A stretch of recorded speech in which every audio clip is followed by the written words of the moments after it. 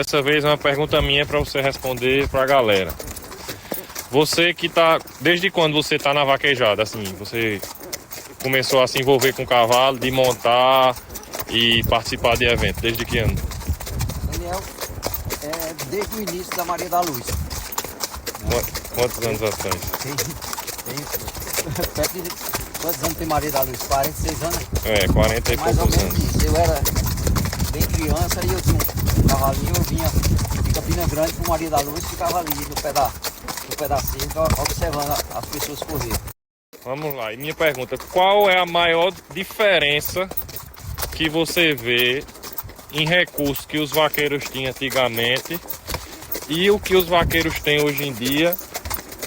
E qual é uma coisa que você acha que os cavalos de antigamente não tinham e que hoje em dia tem? Em relação à raça, em relação à doma e os vaqueiros, a forma de correr. Qual é, o que é que você tem a dizer assim de diferença que você vê? Bom, com relação aos vaqueiros, antigamente não se tinha obrigação que tem hoje. Hoje em dia, os vaqueiros, para mim, é o primeiro passo para você não ter sucesso, é você fazer as coisas com obrigação. E antigamente a turma fazia as coisas com mais naturalidade, sem muito compromisso. Então isso favorece muito quando você monta num cavalo. Sem muito compromisso, sem esperar muito que ele venha eu que. Em relação ao vaqueiro, mas em relação aos cavalos e à doma, como era feita a preparação dos cavalos no seu tempo e como é feito hoje em dia? Você nota diferença e você acha que evoluiu para melhor ou você acha que tem coisas que não foi tão bom que poderia ser ajustado? Daniel, eu desde criança eu andava com seu avô, aprendi muito com ele, então essa doma, nós domamos muito cavalo e nunca domamos um cavalo para ele pular do jeito bruto.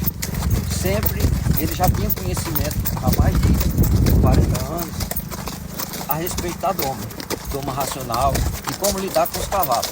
Então isso nos evolui muito. Agora, hoje em dia, as técnicas, os equipamentos favorecem muito.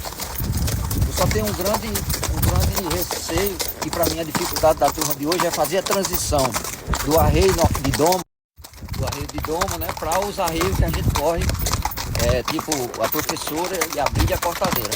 Só isso, que é onde muitas pessoas que eu acho que se perdem nessa transição. Mas em evolução, os cavalos hoje são muito bem domados. Mas você não acha também que com a genética dos cavalos, a facilidade de ferramentas que facilita o trabalho do vaqueiro, isso aí também às vezes o cavalo não fica bom rápido demais e aí acaba a gente não esperando o tempo do cavalo amadurecer para poder usufruir o que ele pode dar para a gente? Com certeza, mas eu Antigamente um cavalo era amansado com quantos anos?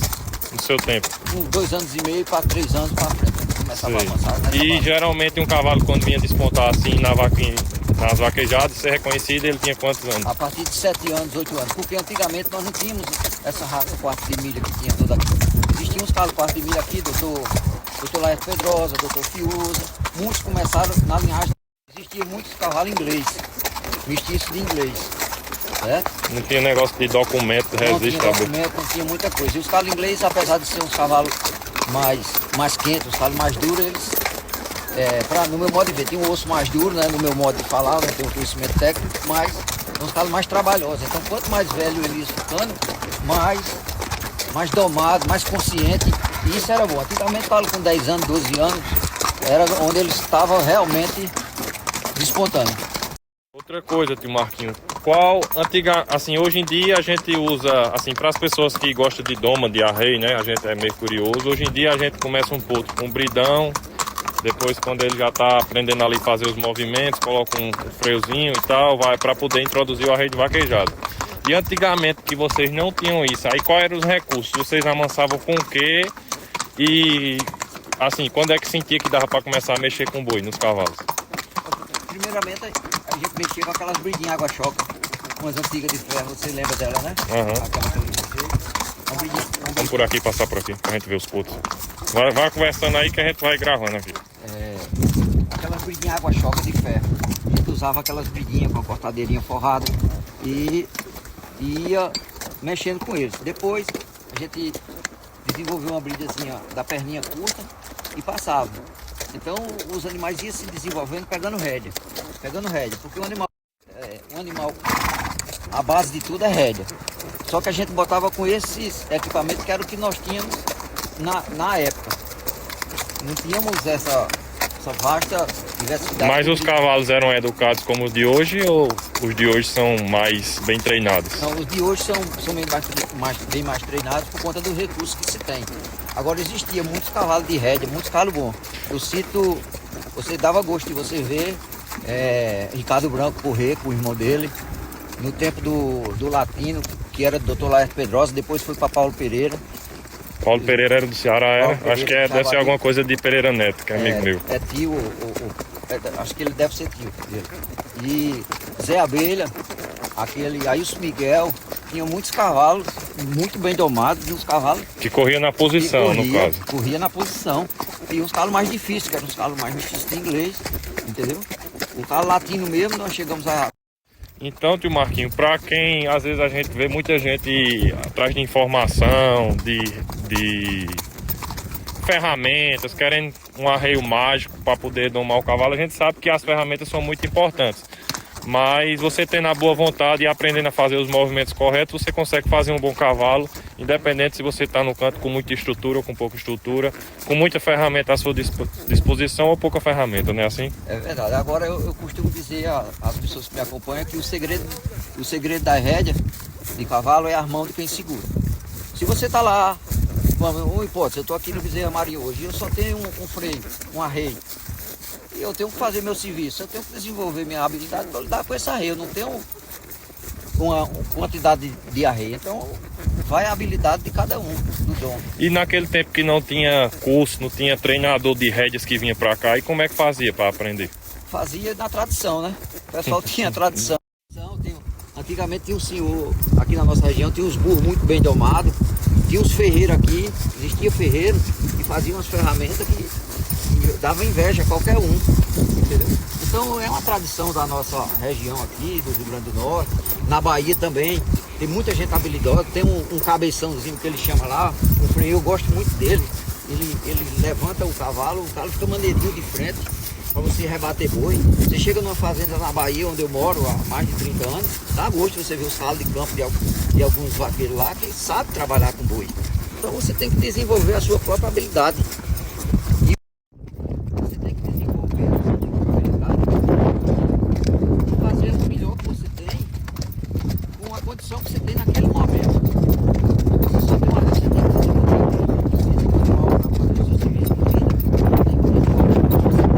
Na verdade, não é só o cavalo de vaquejada que tem que ser bem treinado, porque o princípio de tudo era usar o cavalo para campear, para apartar um boi, para mexer na fazenda. E desde esse tempo eu acho que já tinha as pessoas que se destacavam em preparar um cavalo mais educado, um cavalo mais habilidoso. Com certeza, com certeza. E também na região da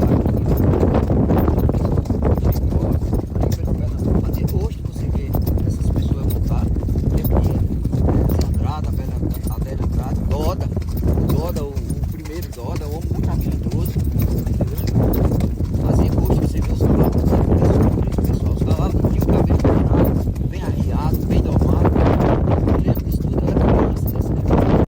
Marquinhos, outra dúvida, quais são as, tipo assim, para quem acompanha a gente de vaquejada e não tem muito conhecimento sobre o cavalo, tem algumas características de morfologia ou de expressão que esse povo antigo da vaquejada ou do próprio cavalo que acha interessante, ou características que você não acha interessante no cavalo, de você, tipo assim, vai comprar um cavalo, ó, esse cavalo tem a cabeça assim, tem cernelha, tem o jarrete de certa forma.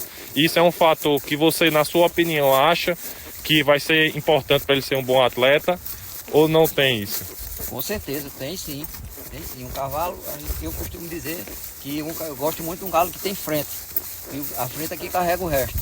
Mas aí você tem que ver os aprumos, sinais que a gente, pela experiência. Quais são os sinais de bom cavalo que os antigos dizem? Sim, pé esquerdo branco, espada romana no meio do pescoço. O casco, o jeito do animal pisar no chão. O casco, né? Eu gosto muito de um cavalo com os aprumos pisando correto no chão. Não gosto de cavalo que pisa com as mãos abrindo para fora, pisa firme. entendeu? A linhagem usar prumo, apesar de sem conhecimento, só na experiência, né? Gosto do galo do pescoço. Pela experiência que você já tem, isso aí você formou essa opinião, pela experiência dos cavalos que você já viu, Sim. desde quando você entrou na vaquejada até hoje, Com não é isso? certeza. Eu gosto do galo do pescoço, sabe? Que a gente chama a volta do pescoço por cima. Um galo simpático. Um galo que você olha Mas pra pra quem não entende, pra quem tá olhando o Instagram do Daniel aqui, que tá começando a gostar de vaquejada, como é um cavalo simpático? galo Você simpático. tava falando lá em cima da posição de jarrete também, a saída do jarrete. Como é que você acha melhor, vamos dizer assim? O cavalo com a perna mais comprida, no meu modo de ver, são os cavalos mais corredores. Os cavalos mais compridos, no meu modo de ver, eles têm tendência de ser mais mole de espinhaço do que os mais curtos. Os mais curtos são os cavalos mais duros. Existe aqueles. Não que um cavalo, assim, eu mesmo, eu gosto de um cavalo comprido, Sim. certo? Mas você não diz um cavalo ser curto, mas você acha que o que é menos comprido, vamos dizer assim, ele tem tendência a ser um pouco mais duro de Espinhaço. espinhaço. Tem que ver o seguinte. Para a pessoa não entender que você achar que você está dizendo que o curto é que tem que ser um cavalo curto. Eu não gosto de um cavalo curto que não cabe nem a sela direito, Não, entendeu? entendi. Só que é o seguinte, aí foi desenvolvida a raça da vaquejada, né? Que são uns cavalos mais baixos, uns cavalos mais compridos, uns cavalos mais pesados, uns cavalos com mais velocidade, que é um dos fatores mais importantes que eu acho. Mas o puro sangue inglês não tem isso também? Não tem velocidade? Sim, mas a velocidade, o cavalo inglês é para um cavalo de longa distância. O cavalo tem a angulação do braço mais comprida, porque ela é para dar a passada mais longa, ele não é para fazer movimento mais rápido. Entendeu? Os cavalos ingleses são para isso. Então, os cavalos ingleses são os cavalos do ângulo do braço mais comprido, mais longo, que são para eles dar a passada mais longa. Os cavalos quarto de milha da nossa região, os cavalos do ângulo mais curto, para dar as voltas mais rápidas. Então, com a inserção também da faixa de 10 metros, depois veio passeio, os cavalos começaram a ter que entrar mais também. Antigamente Então, era mais passador, né, na faixa. Foi desenvolvido justamente a faixa de vaquejada, a raça vaquejada, para o nosso esporte. E hoje nós vemos um cavalo muito habilidoso. Os cavalos linhagem corrida, que são descendentes dos ingleses, né? Eu não conheço muito a fundo, mas são muito habilidosos. Ó, galera, aqui é produção do Nilo também, ó. Aqui também é potro já apartado, tudo filho do Nilo. Essa potrinha aqui é minha, filha do Nilo, uma irmã própria da Henrietta, filha do El Rei Bingo. Essa palomina aqui, ó. Bota aí para fazer uma retificação do cavalo mais curto e mais comprido. Você tem que retificar para o pessoal não entender. Vai dizendo aí em relação ao cavalo curto e comprido. Quando eu falo cavalo curto, são aqueles cavalos que realmente são mais curtos mesmo. Mas uns cavalos que tem frente, que tem pescoço, que tem cerdelha, que tem paleta, né?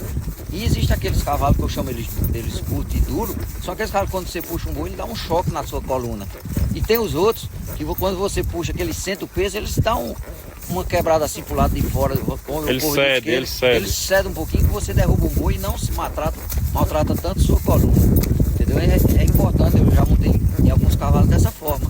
Um que chega a dar um choque na sua coluna, que só falta instalar tudo. E outros